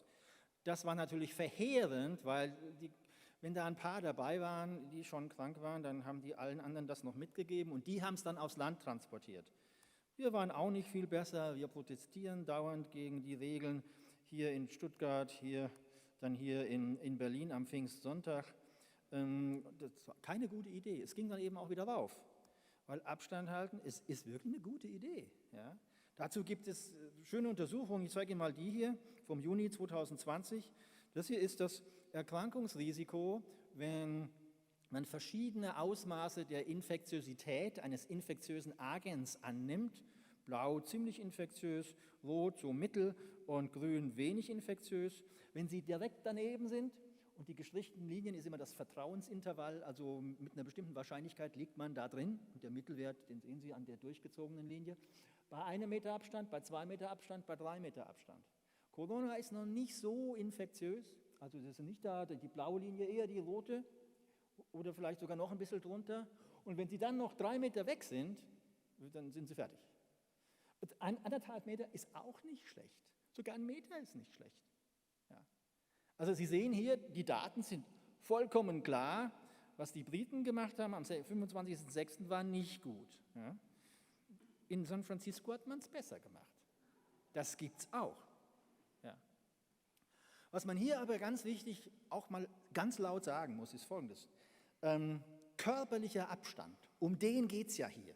Ja, ist nicht das Gleiche wie soziale Isolation und soziale Isolation ist nicht das Gleiche wie Einsamkeit. Einmal, ich kann telefonieren, da bin ich körperlich weit weg, aber ich bin sozial beieinander. Sozial nicht isoliert am Telefon. Ich finde immer noch das gute alte Telefon am besten, das braucht auch am wenigsten Energie von allen anderen Kommunikationsmedien, weswegen es auf den Globus am besten ist. Und deswegen, also wenn Sie sozial nicht isoliert sein wollen, greifen Sie zum Telefon. Da muss man sich auch nicht vorher schminken oder die Haare kämmen und so. Also diese ganzen Bildschirmtelefon ist doch furchtbar. Und wenn Sie mit Leuten telefonieren, die Sie kennen, läuft Ihr Kopfkino sowieso ab. Die brauchen kein Bild, das machen Sie ja selber. Und soziale Isolation ist nochmal nicht das Gleiche wie Einsamkeit. Es gibt Menschen, die sind sehr isoliert, haben aber ab und zu Kontakte und fühlen sich nicht einsam. Und es gibt Menschen, die fühlen sich dauernd einsam und baden dauernd in der Menge. Das gibt's. Es hängt zwar zusammen, es korreliert, aber es korreliert nicht ganz hoch, sondern nur so schwach. Und Einsamkeit, das ist eine Erkenntnis, die auch erst etwa 10 Jahre alt ist tatsächlich ein Problem. Wenn ich sage, Einsamkeit ist tödlich, da gibt es dann manche, die sagen, der Spitze, der katastrophisiert immer. Und nein, überhaupt nicht, das bin ja nicht ich. Das ist die erste Arbeit, die ist 2010 tatsächlich erschienen, hat man an 308.000 Menschen, die wurden gefragt, habt ihr reine Luft, ist der Blutdruck behandelt, der Body Mass Index im Normbereich, macht ihr Sport, trinkt ihr keinen Alkohol, seid ihr Nichtraucher? Und dann wurde noch gefragt, sind sie einsam oder nicht?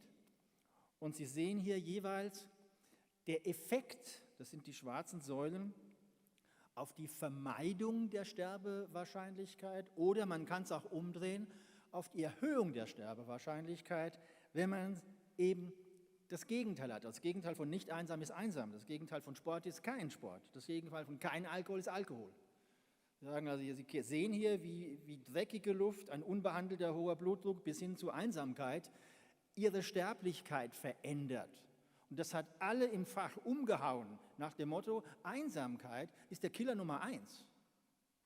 Und nochmal, das sagt nicht ich, das kriegen Sie raus, wenn Sie den Leuten einen Fragebogen geben, haben Sie das oder nicht? Und dann 10 Jahre warten und dann zählen, wer tot ist. Und dann kommt halt raus, die gesagt haben, ich habe dreckige Luft zum Atmen, sind so viel gestorben. Die gesagt haben, ich fühle mich einsam, da sind so viel gestorben. Und die anderen sind dazwischen. Und eine Untersuchung führt immer dazu, dass man es genauer wissen will.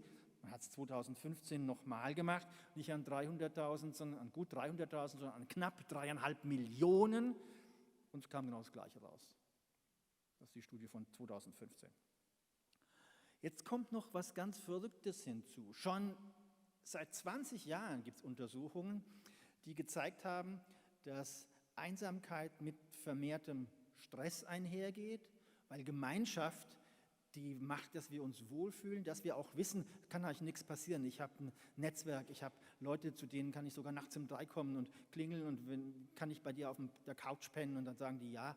Und das Interessante ist, dass das uns sozusagen trägt und uns auch unsere existenzielle Bedrohung tatsächlich wegnimmt.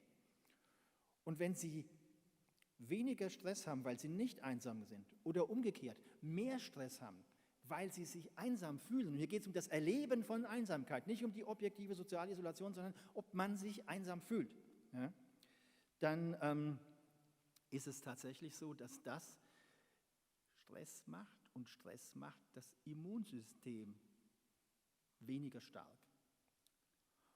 Deswegen ist es so, dass je höher Ihr Stressniveau ist, desto größer ist die Wahrscheinlichkeit, dass wenn ich Ihnen Erkältungsvirus in die Nase tropfe, dass Sie dann auch einen Schnupfen kriegen. Genau das hat man gemacht. Die Ergebnisse sehen Sie hier. Hier wieder, je weniger oder je mehr soziale Beziehungen Sie haben, desto eher je weniger soziale Beziehungen, desto größer ist die Wahrscheinlichkeit, dass Sie eine Erkältung kriegen. Und wieder, man tropfelt Ihnen das Virus in die Nase und guckt dann, wer kriegt den Schnupfen. Die Versuchspersonen, die haben sich halt da zur Verfügung gestellt und die haben auch was bezahlt bekommen. Herr Cohen hat solche Studien wirklich ein Dutzend gemacht und immer wieder das Gleiche gefunden. Wir wissen heute, dass je einsamer sich jemand fühlt, desto mehr Stresshormon hat er im Blut. Stresshormon macht akut Abwehr. Und wenn man akut, sagen wir mal, auf einem zugefrorenen See eingebrochen ist, da muss man Zucker mobilisieren, da muss man die Muskelkraft mobilisieren und Herz und Kreislauf auf Maximum stellen und alles andere kann man sich für später aufheben. Also, dass hier ein Eiterpickel ist, den Sie gerade abwehren müssen, das können Sie später machen. Verdauen können Sie später. Ja? Wachsen können Sie später.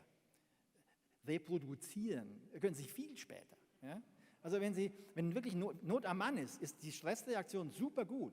Aber wenn Sie dauernd zu viel Stress haben, ja, dann wachsen Sie nicht oder kriegen Osteoporose, dann geht Ihre Immunabwehr runter und Sie kriegen eher eine Erkältung, Sie kriegen auch eher Krebs oder eher eine Lungenentzündung. Ja. Und das sind Dinge, die sind eben wichtig zu wissen. Deswegen gibt es diesen ziemlich blöden Zusammenhang. Ja.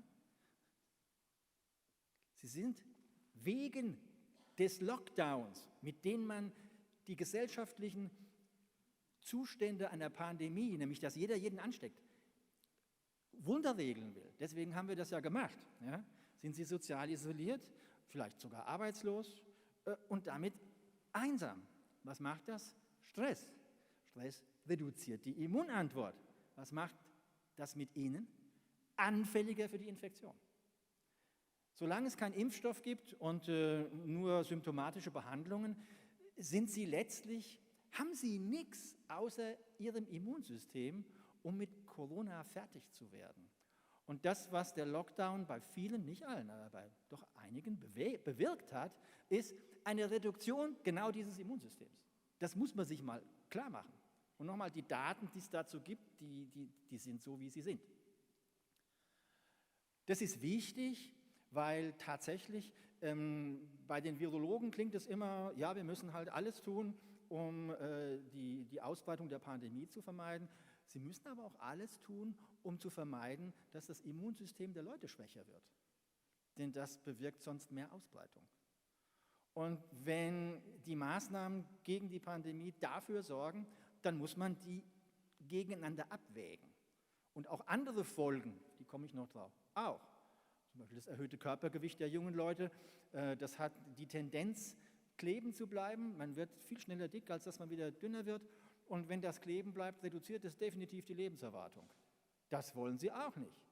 Und es ist noch lange nicht klar, ob das, was wir gegen Corona gemacht haben, langfristig nicht vielleicht mehr Unheil erzeugt hat, als das, was wir uns eingespart haben. Ich bin sicher der Auffassung, dass es richtig war, ganz grob, was wir gemacht haben und was in der westlichen Welt von vielen Ländern richtig gemacht wurde. Aber wie die Nebenwirkungen all unserer Therapien waren und wie stark die dann Leid verursachen, das werden wir erst noch erfahren. Schönes Beispiel, weltweit wurden in der Corona-Krise bis Anfang Juni 28 Millionen Operationen nicht ausgeführt. Solange das eine Schönheitsoperation war oder eine Kniearthrose, hat das im ersten Fall gar nichts weiter und im zweiten Fall Schmerzen verursacht, aber sonst nichts. Wenn Sie aber in der Geburtshilfe keine OP machen, kann es sein, es kommt zum Tod vom Kind oder der Mutter oder beiden. Und wenn Sie bei einer Krebs-OP, die notwendig ist, die auf die lange Bank schieben, ist der Patient tot. Und nochmal, 28 Millionen Krebs-OPs nicht gemacht Anfang Juni, das ist eine Zahl. Corona, und das ist etwas, was mich sehr bewegt hat und auch betroffen hat, ist ein Moving Target, wie es so schön heißt. Mein Lieblingsbeispiel sind Masken.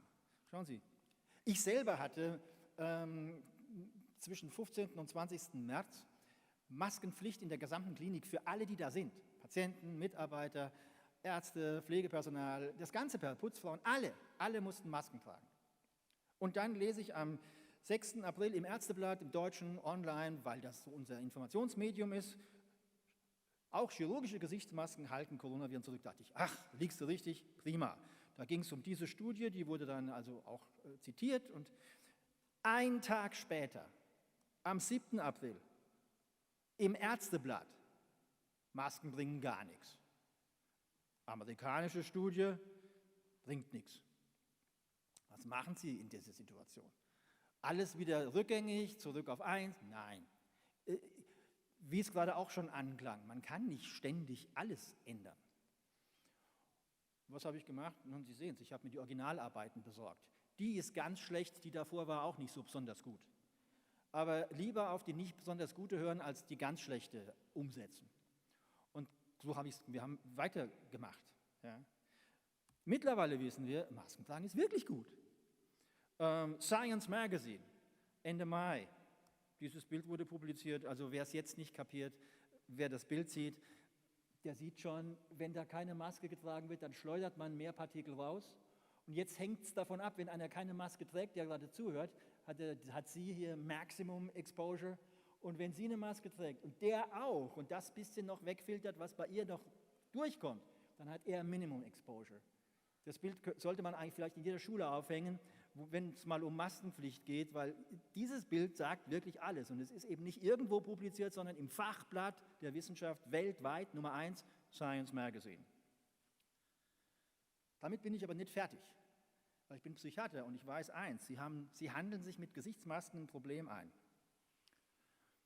Das sehen Sie nicht mehr, weil da ist die Maske davor. Ja.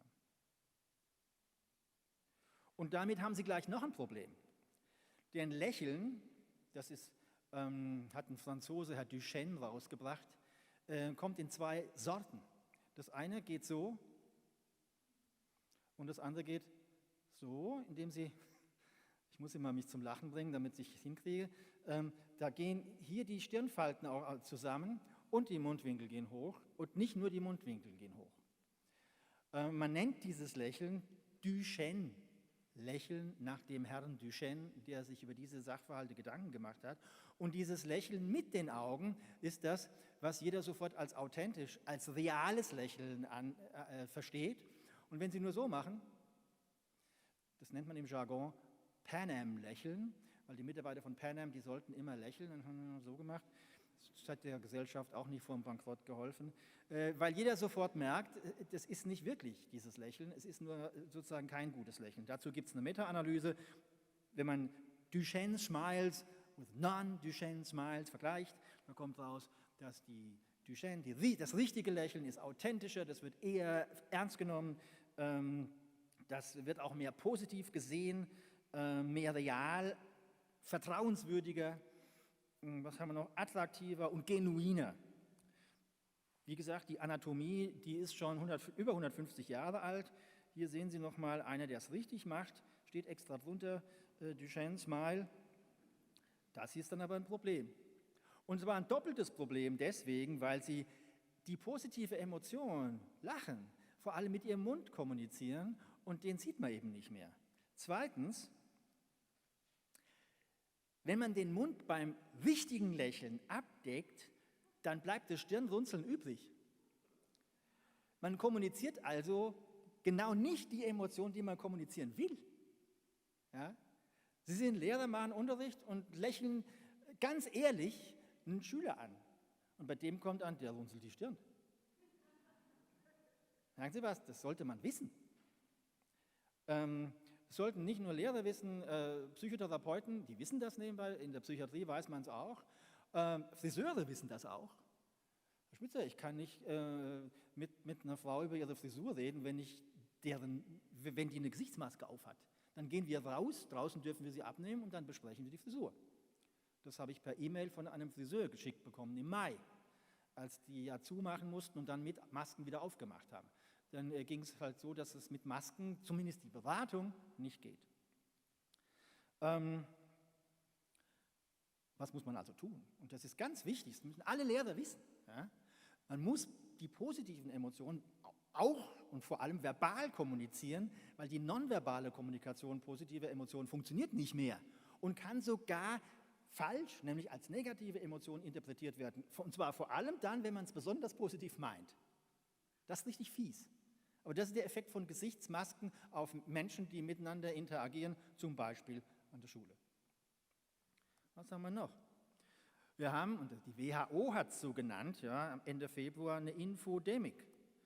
Fake News, Finger weg von unseren Grundrechten, das haben Sie alles gehört. Also in Deutschland geht das ziemlich zu. Und wie kann das sein? Ja, ich meine, die Pandemie, die gibt es wirklich. Euro-Momo ist keine Adaptation eines Kinderbuchs an irgendwelche europäische Verhältnisse, sondern das ist die European Mortality Monitoring Agency, also die monitoren die Sterblichkeit. Und da machen 24 Länder mit. In Deutschland nur Hessen und Berlin, weil wir Deutschen so gründlich sind und deswegen fürs Totezählen 1,5 Jahre brauchen und deswegen keine akuten Daten übermitteln können, außer von Hessen und von Berlin. Aber die meisten anderen Länder, Luxemburg eingeschlossen, haben da nationale Behörden und machen da mit. Und was hat man da gefunden? Einen klaren Peak, also eine klare Übersterblichkeit. Was Sie hier sehen, ist die Sterblichkeit. Im Winter ist mehr, im Sommer ein bisschen weniger. Und dann gibt es eine zu erwartende Sterblichkeit, nämlich das, was in den letzten Jahren war. Und das sehen Sie als so gestrichelte Linie. Und dann sehen Sie die durchgezogene Linie. Das ist das, was wirklich war. Und da sehen Sie, letztes Jahr hatten wir gerade am Anfang vom Jahr so ein bisschen mehr. Und das ist Influenza. Hatten wir dieses Jahr auch, aber nicht so viel. Und dann kam ein dicker Zacken, der kam später und der war klar isoliert. Und das ist Corona. Von 0 bis 4 und von 5 bis 14 gab es das nicht. Es sind Daten von ganz Europa. Ja? Also diesen Anstieg. Deswegen, die werden nicht krank oder wenn nicht so stark, aber da gibt es diesen Anstieg nicht. Bei den Erwachsenen 15 bis, oder ja, Jugendlichen und Erwachsenen 15 bis 64 und 65 plus gibt es diesen Peak, ganz klar. Deswegen war der Lockdown auch richtig. Da gab es tatsächlich eine Pandemie. Das bezweifeln ja manche Menschen heute noch. Und was kann man da machen? Man kann versuchen, dass die Pandemie nicht so schlimm wird, dass am Ende mehr Patienten da sind, als unser Gesundheitssystem aufnehmen kann. Denn dann sterben die Leute, die sie nicht aufnehmen, und dann müssen sie entscheiden, wer stirbt und wer nicht. Und das ist das Schlimmste, was sie als Mediziner überhaupt nur entscheiden müssen, wenn sie es denn müssen. Wir haben in Ulm auch darüber gesprochen, wer macht denn das dann bei uns? Und keiner macht das freiwillig. Das muss man dann delegieren und sagen, heute machst du es oder überhaupt so irgendwas. Das ist furchtbar, sowas machen zu müssen. Und deswegen haben wir auch geschuftet Tag und Nacht, um das nicht, damit es bei uns nicht ist. Sie sehen hier das Problem, das Lilane ist der Bereich, wo die Infektionszahl, die Fähigkeit, die Kapazität des Gesundheitssystems, das ist die braune Linie, die nimmt ein bisschen ab, nämlich weil ja die Leute auch krank werden selber, die da arbeiten. Und dann wird versucht, es zu bessern. Das ist, was wir gemacht haben in Ulm, diese braune Kurve. Wir haben mehr Betten versucht zu schaffen. Und wenn Sie dann noch die Infektionsrate dämpfen, dann wird es immer besser. Und die Zahl derer, die sterben, obwohl sie nicht sterben müssten, das ist die lila Fläche, die nimmt ab. Und wenn Sie es gut machen, sind Sie da. Das Frankreich, im Elsass sah es so aus, in Italien sah es so aus, ich habe es schon gesagt, in Spanien, in New York auch, in manchen anderen Gegenden auch. Bei uns sah es so aus. Und nochmal, wie weit sind wir dran geschraubt? Das war auch in der Bild-Zeitung 6 Tage später Lockdown und wir hätten das nicht geschafft, sondern es hätte so ausgesehen. 6 Tage. Das liegt am exponentiellen Wachstum und es liegt daran, dass tatsächlich hier schnelle Entscheidungen angesagt waren. Ja, wieso sagen die da sowas? Wie kommt so eine Bewegung, so kann man sie ja fast nennen, es sind nicht so viele, wie man beim Fernsehgucken glaubt, weil es sind eigentlich ganz wenige, aber die machen viel Rabatt. Nun, das kann man heute zum Teil tatsächlich ganz gut erklären, zum Beispiel mit dieser wissenschaftlichen Arbeit aus Science Magazine von vor 2,5 Jahren. Hier hat man 126.000 Twitter-Nachrichten, die tatsächlich abgesetzt worden waren, untersucht, erstens, ob sie wahr oder falsch sind und zweitens, wie die weiterverbreitet wurden. Es wurden 4,5 Millionen Retweets, so heißt das, wenn man die Twitter-Nachricht weiterleitet, untersucht und mit der Untersuchung und sowas geht halt heute, 4,5 Millionen Retweets von 126.000 Tweets, die entweder wahr oder falsch waren, hat man Folgendes gefunden. Ein Kommentator hat es mal schön ausgedrückt, die Wahrheit zieht sich noch die Schuhe an, wenn die Falschheit schon um die halbe Welt ist. Das kommt einfach raus. Nach dem Motto, falsche Nachrichten verbreiten sich schneller, weiter und tiefer als die Wahrheit. Das ist ein Riesenproblem. Jetzt kann man sagen, naja, das ist halt Twitter abschaffen, das liegt aber gar nicht an Twitter. Es liegt an uns. Und das ist das Interessante. Denn wir haben die Eigenschaft, dass unwahrscheinliche Nachrichten, dass die interessanter für uns sind als wahrscheinliche. Wenn ich Ihnen erzähle, 2 und 2 ist 4, das ist halt wahrscheinlich. Ja. Stimmt auch. Und falsche Nachrichten, die sind halt oft unwahrscheinlich. Wenn ich Ihnen erzähle, der Papst ist schwanger, huch. Also es stimmt ja nicht, ja, aber es ist doch total interessant, wenn es denn stimmte. Und wenn Ihnen Ihr bester Freund so eine Nachricht schickt, dann könnte ja schon sein. Drücken Sie sofort auf Weiterleiten an alle, ja, oder so. Und wenn Sie das machen, und das machen eben viele, dann sorgen Sie dafür, dass Falschheit viel schneller sich verbreitet als Wahrheit. Das war früher auch schon so, da nannte man das Gerüchteküche. Nur Twitter und andere soziale Medien auch, ist für dieses Phänomen, wir sind so, wie wir sind, ein Turbo. Es geht einfach noch alles viel schneller. Und deswegen haben wir diese Flut von Falschnachrichten. Das liegt daran, dass wir eben eine Flut von Nachrichten und Weiterleitungen von Nachrichten haben durch Hunderte von Millionen von Leuten. Social Media insgesamt nutzen etwa 5 Milliarden. Das ist der Turbo und dann noch mehrere Stunden am Tag. Es ist der Turbo für Fake News. Dummerweise, das ist gerade jetzt publiziert, es gibt mehrere Studien dazu, ist es so, dass wenn Sie die Falschheit nur oft genug wiederholen, kann man experimentell zeigen, dann glauben Sie die auch. Das wurde bei 10-Jährigen, bei 5-Jährigen, 10-Jährigen und Erwachsenen jeweils gezeigt. Man zeigt den richtigen Nachrichten und falsche und dann hat man die Nachrichten wiederholt und hinterher immer gefragt, ja, was stimmt denn jetzt? Und dann ist eben der Anteil der falschen Nachrichten, die als richtig eingestuft wurden, hat zugenommen. Und der nimmt immer weiter zu, je öfter Sie irgendwas sagen. Wenn Sie also die Falschheit nur heftig genug verbreiten, dann glauben die Leute dran. Und jetzt leiden wir drunter. Und die Leute vor allem selber, denn wenn sie eben an Dinge glauben, die nicht stimmen und sich dann entsprechend verhalten, dann ist es, normalerweise einfach nur dumm, aber im Bereich der Medizin manchmal auch tödlich. Das ist ein Problem. Kinder, darum geht es ja heute vor allem. Die sind, wurde auch schon angesprochen, von Corona am wenigsten betroffen. Ich habe Ihnen ja vorhin auch Daten gezeigt. Vom Lockdown, das hat Herr Minister auch schon gesagt, am meisten betroffen. Ja. Denn sie konnten nicht mit ihren Kameraden spielen, das war das Schlimmste. Sie konnten nicht in die Schule gehen, das ist wirtschaftlich für uns alle am schlimmsten und sie müssen es am Ende bezahlen. Denn wir machen jetzt mehr Schulden, um die Krise zu bekämpfen, gerade in Deutschland und in ganz Europa. Und irgendwann werden Schulden zurückbezahlt, werden nicht nur von Inflation aufgefressen. Und wer muss das bezahlen? Langfristig die Kinder natürlich, unsere Kinder. Das hier sind Daten von der UNESCO. Die Schulschließungen haben insgesamt 1,6 Milliarden junge Leute betroffen. Das ist irre viel. Ja. Das ist eine Untersuchung, die hat ein ziemlich bekannter deutscher Wirtschaftswissenschaftler gemacht, der sich anhand von vorhandenen Daten, es gibt Daten zu, was passiert, wenn wir ein Schuljahr dranhängen, was passiert, wenn die Lehrer streiken und ein paar Monate Schule ausfällt. Und das hat man alles im Längsschnitt untersucht, wenn Krieg ist und so weiter.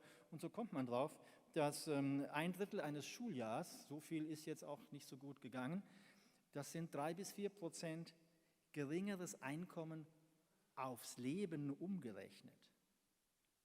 Ja. Erwerbseinkommen insgesamt, Lebenszeit. Ein Schuljahr macht auch 3 IQ-Punkte. Ein IQ-Punkt sind 18.000 € Lebenseinkommen weniger. Bei so 500.000 bei der Frau und 700.000, 800.000 beim Mann Lebenseinkommen im Durchschnitt in Deutschland kommen Sie etwa auf die gleiche Prozentzahl. Also dazu gibt es Zahlen. Ja. Insofern ist es ein Problem, weiterhin ist ein Problem. Wir wissen jetzt alle, dass natürlich kann man im Lockdown Medien verwenden und kann mit versuchen, weiter zu arbeiten. Aber es klappt halt nicht so gut und macht auch nicht so viel Spaß. Sonst hätten wir jetzt kein Problem gehabt. Aber wir hatten ein Problem. Und das Ganze steht nebenbei nicht mit der Hardware, sondern mit der Software. Und ich kenne eine Firma, die hat 60 Mitarbeiter und programmiert seit 10 Jahren Mathematiksoftware, die adaptiv funktioniert, die Feedback gibt, die genau das kann, was man sich immer geträumt hat, was Mathematiksoftware kann. Und keiner kauft sie. Warum? Weil es dafür keine Mechanik gibt. Die Ministerien sagen, was die Schulen inhaltlich machen, ist deren Bier, die kaufen die Schulbücher. Und die Schulen sagen, ja, wir können doch keine Software kaufen. Also es ist ein Riesenproblem. Und wir sind ja dabei, 5 Milliarden auszugeben, um die Schulen fitter zu machen, was Digitalisierung anbelangt. Von denen sind, obwohl es das schon ein Jahr gibt, das Angebot, ganze 16 Millionen ausgegeben. Weil die Anforderungen so hoch sind, die man bestehen muss, um das zu tun und weil man ein Konzept vorlegen muss und so weiter. Das ist alles gut gemeint, trifft es aber nicht. Es kann nicht darum gehen, dass sich ein paar Lehrer am Wochenende ausdenken, wie man jetzt so Computer einsetzt. Das ist viel zu kompliziert, das Problem.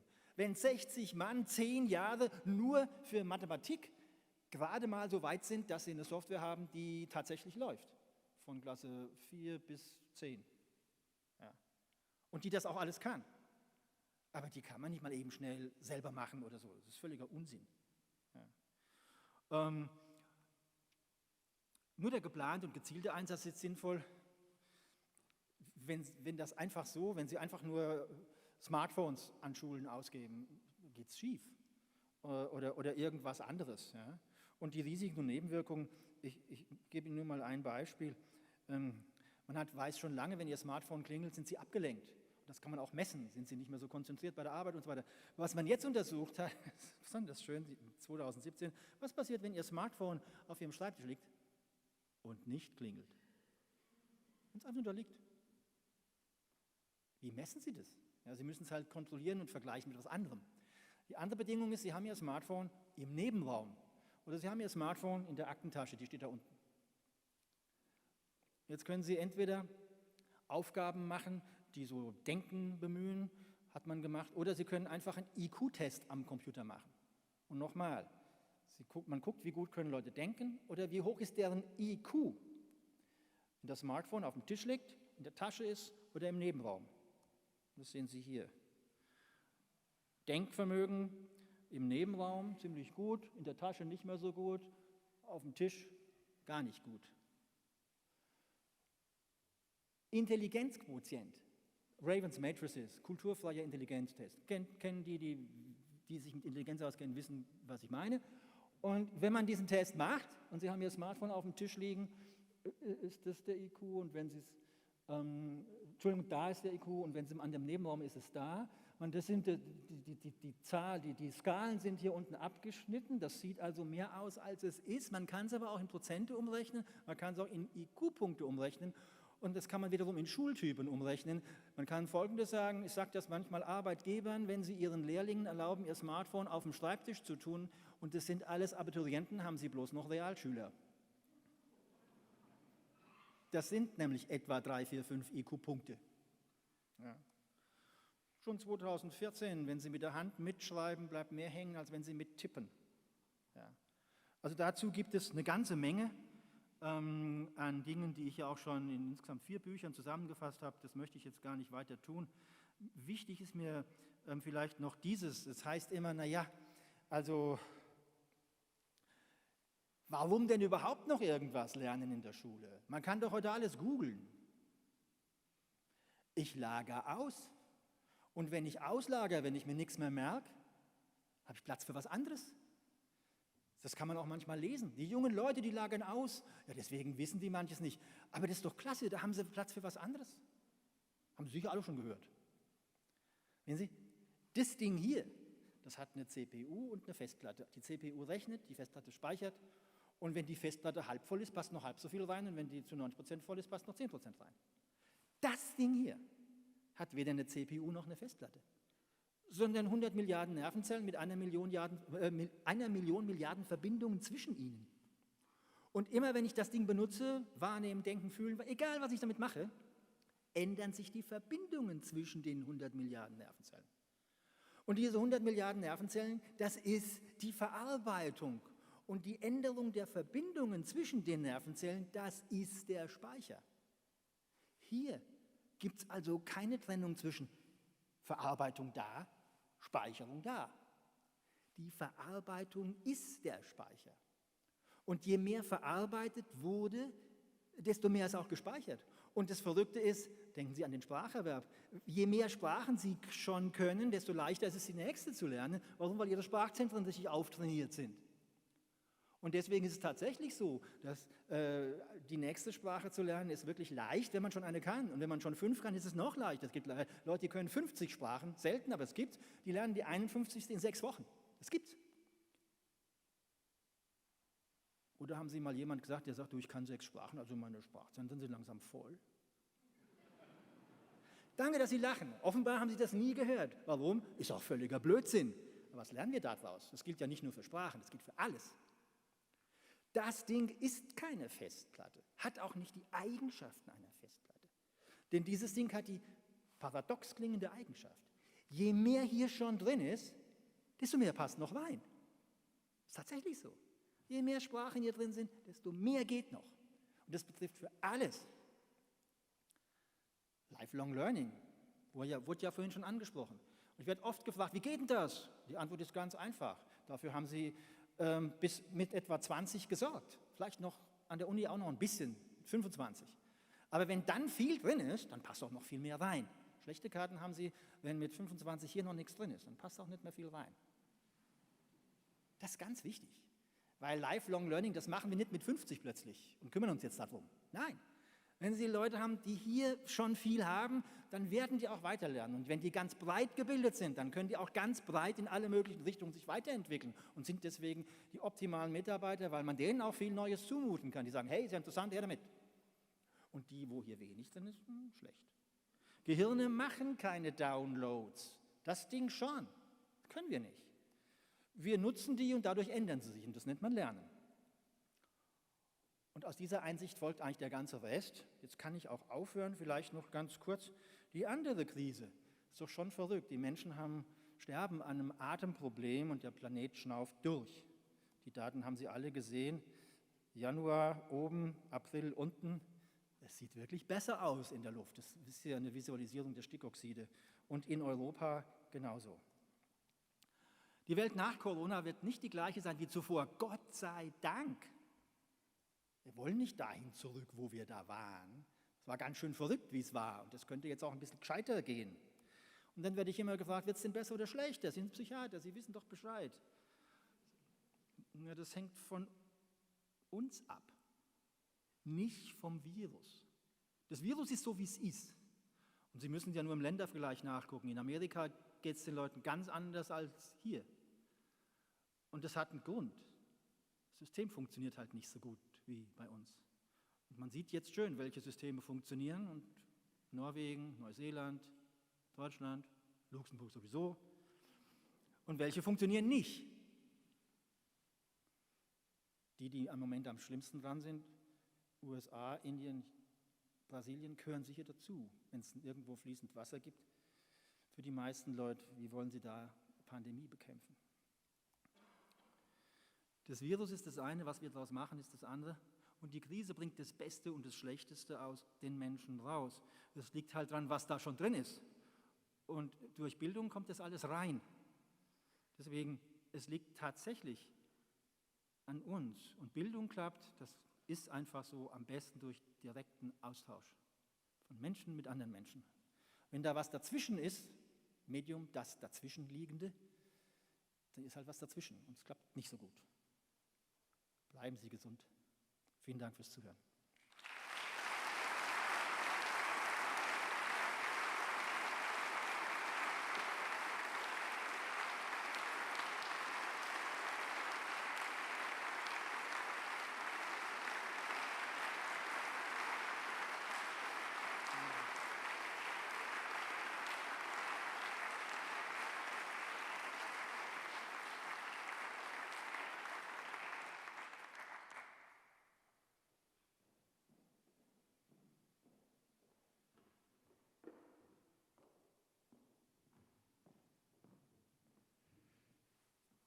Ja, ein ganz großes Merci, sehr herzlichen Dank, Professor Spitzer, für diese zahlreichen Denkanstöße, zahlreichen Fakten. Und ich denke, da nimmt jeder sich nochmal was mit nach Hause, mit in seine Bildungseinrichtung und wird darüber in den nächsten Tagen, in den nächsten Wochen sehr gerne weiter diskutieren. Aber wir werden auch in einigen präzisen Momenten in den nächsten Wochen sicherlich auch nochmal an diesen interessanten Vortrag zurückdenken.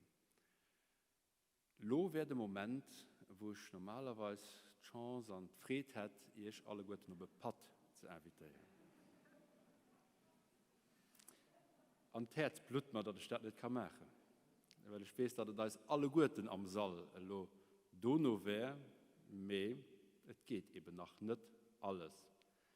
Und ich will dafür just invitieren, ja, die Gedanken, die wir hier konnten, austauschen zu holen, sie weiter zu verbreden. Ich will euch eine gute Rentrée wünschen und hoffen, dass wir das alles so gut hinkriegen auf den jeweiligen Plätzen, wie wir es geplant haben, und dass wir irgendwann am Laufe von dem Schuljahr hier, der Liegement vom Tunnel gesehen, und dann aber den Corona schrittweise können wir losen und uns wirklich just noch auf das Essentielle konzentrieren. Also solange das nicht der Fall ist, muss man es aber auf das Essentielle konzentrieren, und das sind Kinder und die Jungen und das, was sie wirklich brauchen, von uns.